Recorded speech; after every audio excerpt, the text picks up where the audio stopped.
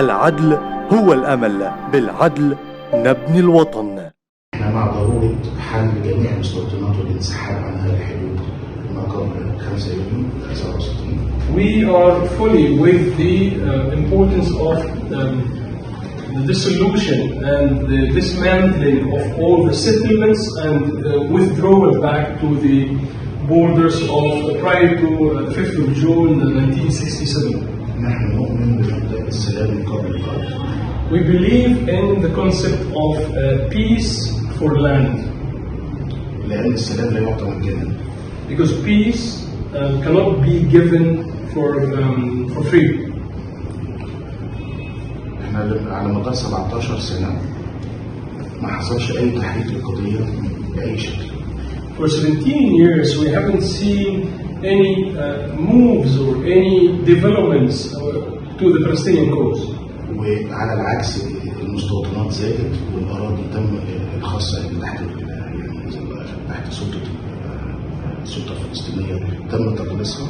On the contrary, we have seen an increase in the number of settlements and a decrease in the number of lands and the plots of lands owned by Palestinians and the Palestinian, the PLO. We've seen a decrease in the number of these lands and plots. قطاع غزة محاصر تماما وأصبح سجن كبير 2.5 مليون نسمة. The Gaza Strip is completely blocked and has become the biggest prison for more than 2 million people, 2.5 million people. احنا ضد الاعتداء على المدنيين أيا كان نوعهم وشكلهم جنسهم وعرقهم ودينهم. We are completely against any assault against civilians, regardless their religion, race, ethnicity, any other distinction.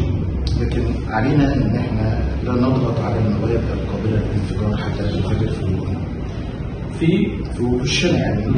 However, we shouldn't exert more pressures on some of the flammable materials. Otherwise, we will see an explosion in the face of all of us. This is what happened here. Thank you. And one last question, and I go back to you being a senator. Something that is quite difficult for us as foreign diplomats. It's to follow on the agenda of the legislative. We saw this week some amendments to the child law and different initiatives. And I was wondering, what's your advice to better know what's going on in the parliament? For instance, there are issues of special interest for us, like the reform of the pretrial detention, the criminal procedures. Do you think it's in the pipeline and changes are coming? Is there any other issue you would like to highlight the chambers are working on? هي بتقول لحضرتك ان هي الفتره الاخيره لاحظنا ان في بعض التعديلات المطروحه على البرلمان، ومن ضمنها تعديل على قانون الخاص بزواج الاطفال القُصّر وبعض القوانين الاخرى. هي بتسال عن افضل طريقه، يعني تنصحنا بافضل طريقه ان هي تبقى ابديتد بالتشريعات اللي بيتم مناقشتها في البرلمان، عشان مش عاده بنبقى عندنا معلومات عن كده. هي بتقول ان احنا يعني مهتمين بشكل خاص على بعض القوانين، زي مثلا تعديل الحبس الاحتياطي، قانون الحبس الاحتياطي، وبعض الحاجات اللي هي ليها علاقه بالحريات والقوانين والتشريعات اللي ليها علاقه بالحريات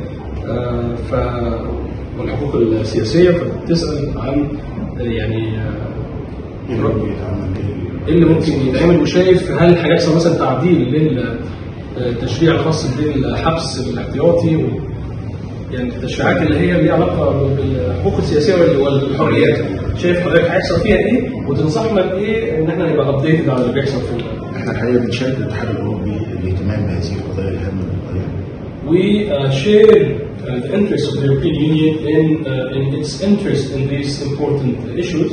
احنا كحزب ليبرالي معنيين جدا بالحريات الفرديه ومعنيين جدا بتوسيع قاعدة الممارسة السياسية. As a liberal party, we are very much concerned about reforming the political rights and expanding the freedoms and the political participation. وبالنسبة لبعض القوانين اللي تم تنفيذها وتم تقليص العقوبات فيها زي تقليص العقوبة على ختان الإناث أو منع الزواج المبكر. When it comes to some of the laws that were recently amended and the penalties were reduced, تم تقليل العقوبات ولا تقليص. The penalties were harshened. For example, on FGM or on the marriage of minors, these laws were amended and these had some harsher penalties introduced. لكن بدراستنا للأثر التشريعي لهذه القوانين اكتشفنا إنه الممارسات على الأرض زادت ما قلتش.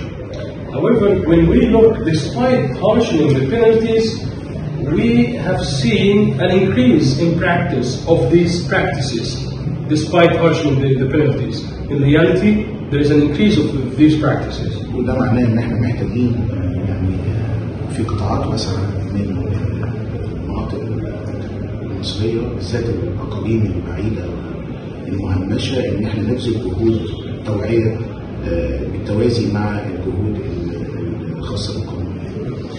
And this means, in our opinion, that we need to exert more efforts in terms of raising awareness, particularly in isolated areas and in remote villages.